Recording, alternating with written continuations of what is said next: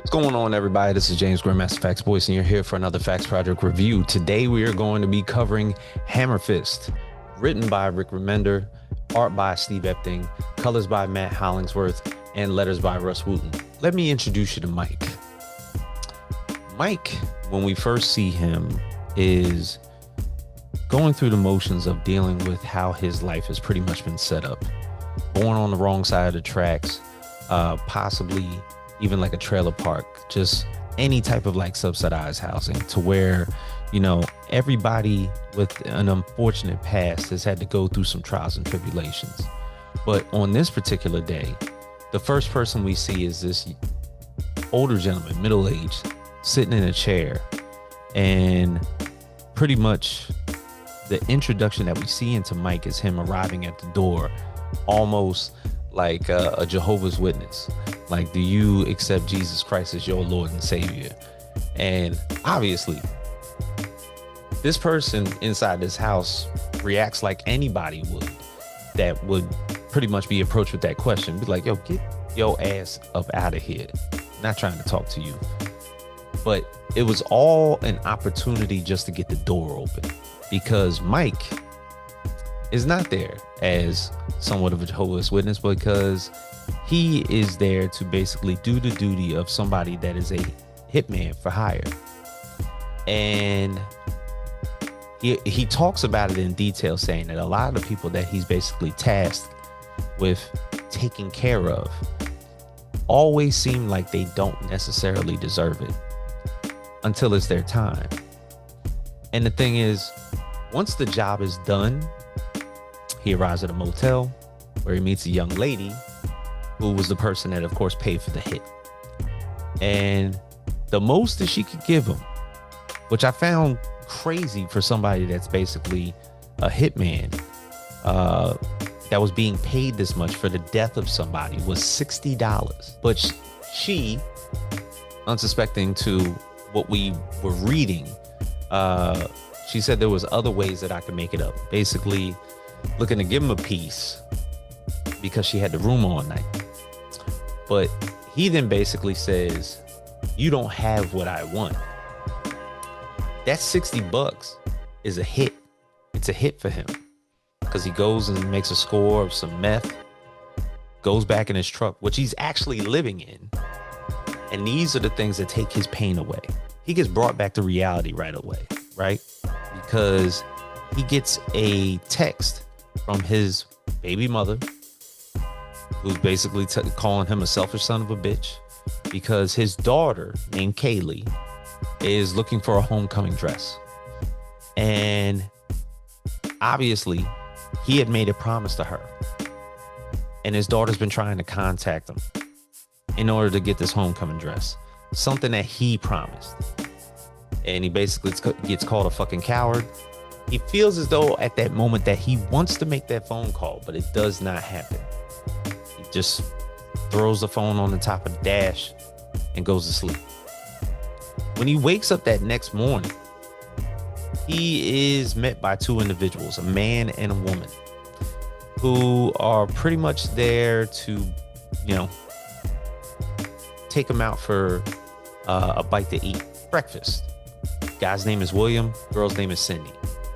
And they propose a little bit of something that might entertain his wits.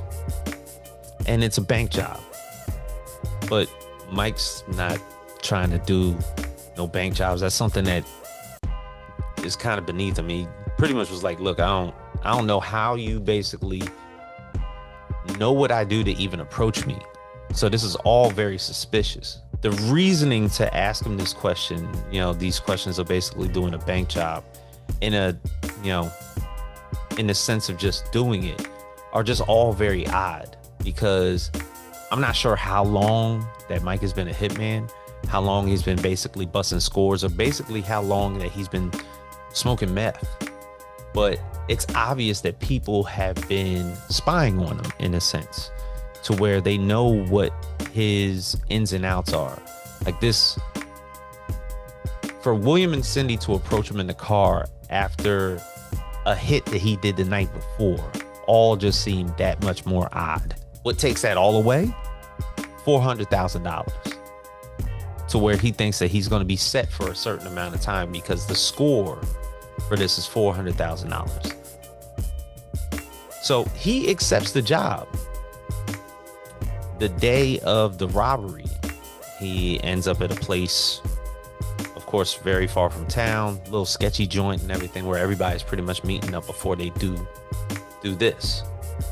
And who should he see in this warehouse in the middle of nowhere but the girl that he did the hit for? And she basically lets him know that I had to see if you were okay. When she came up to the door in the first couple of pages, she had a black eye. Turns out it was all makeup, and it was all a test. When they get to the town as to where this robbery is going to take place, it's East Camden, Nevada, but he's never heard of it. But he's the only person that's like asking questions. Everything seems off because the thing is they're talking about with the town. He says, it's like someone hit pause on a VCR 50 years ago. There's a 5 and dime, there's a nickel coffee, a movie house playing The Last Picture Show, which is something that was basically made 40 to 50 years ago. So he's thinking like this place just seems off. But in the middle of this town that seems like it's about 50 years in the past is a bank called Farmers Trust Savings and Loan that looks like it's modernized. They said it's like it's still 1973. So the plan is to basically get in and get out. But when they enter this bank and tell everybody to put everybody on the floor, nobody moves. Nobody even flinches. Mike puts an AR-15 to a man's skull, and the dude doesn't even like barely look his way. So this is already off. Mike then proceeds to tell the guy in a more animated way, "Are you deaf, motherfucker?" And he tells him, "I hear." He even strikes him with the butt of his gun. No startleness whatsoever. All the while, William and Cindy are basically about to rob the vault of this place. Another suspicious thing was the fact that he told him that you have no business here, but it's too late. The vault to get the cash opens. The guy who's basically running the bank tries to hit the panic button, but when he hits the panic button, he blows up. It's very weird to anybody robbing a bank if nobody inside the bank is scared. But William and Cindy know who he is, because after he's basically charred and burned alive after he hits that panic button, they say that he was always an asshole. Cindy and William go into this vault and walk right by the money. But then they start doing a chant, almost in God knows what language, but it provides us like a satanic pentagram that opens up a gate. This gate opens to a door. This door opens up to the Hammerfist. And that's when you see it for the very first time. But it's stalling. All the while, everybody's being held at gunpoint in the middle of the lobby of this bank. And because they sat there for so long, tons of cops have shown up. The guy that Mike hit with the AK-47 when they first walked into the bank proceeds to pull out a pair of nunchucks. It's almost like they knew this was going to happen. Everybody starts, reacting to it like this is nothing new. Like they knew what was here. They knew that they were protecting it. And William and Cindy just basically got a kill team, Mike and all these people included, to where nobody's around and they were going to get shot up anyway.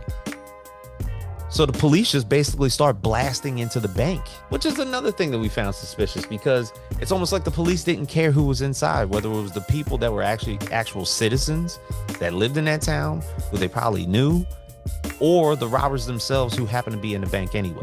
Mike has pretty much had enough of this shit after a while, and he goes into the vault where he finds William and Cindy in there basically taking the Hammerfist. William puts it on his hand and says, "We were never here for the money, Mike.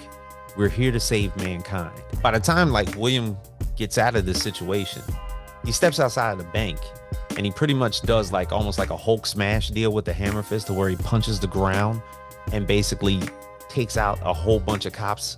All the while, Cindy has basically been shot in her leg, and then a sniper out of nowhere basically takes out William through probably like his chest. So who's there to basically clean up everything? All while William has the Hammerfist? Mike, dragging Cindy with the bad leg and William shot through the chest, all through this. Where pretty much all the cops are basically taken care of in this situation. Cindy also says something when William gets shot, or before he gets shot. It says, "Go save our boys, William." All the while where they basically had to get the Hammerfist in the first place. There's also the story behind William and Cindy as to why they needed this in the first place. They get to an undisclosed location. Mike pretty much doesn't know what to do. He was promised $400,000, but yet he's got one person basically wounded and the other one pretty much perishing before his very eyes. Cindy is begging him to keep him alive, but Mike's like, there's nothing I can do.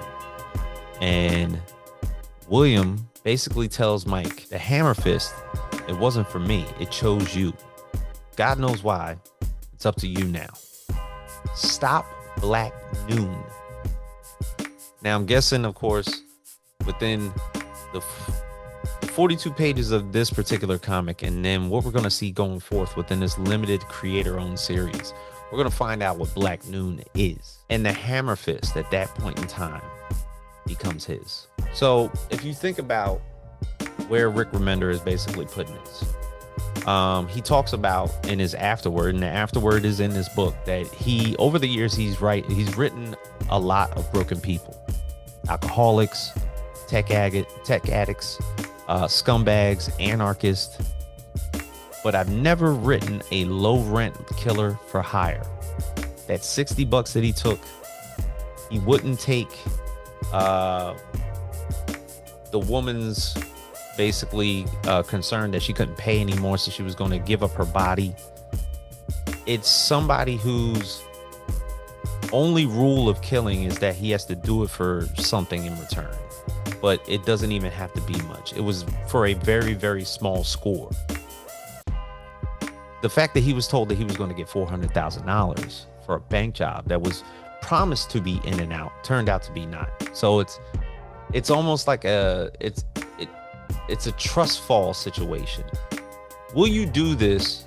We just have to get you here. When we get you here, regardless of what happens, it'll explain exactly why this totem of sorts chose you in the first place.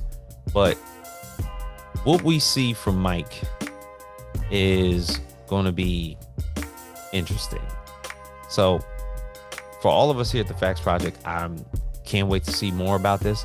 Love to know exactly what he intends to do with the Hammerfist now that he has it. Who is Black Noon? There's a lot of questions here, and we'll find out next time on the channel. Peace.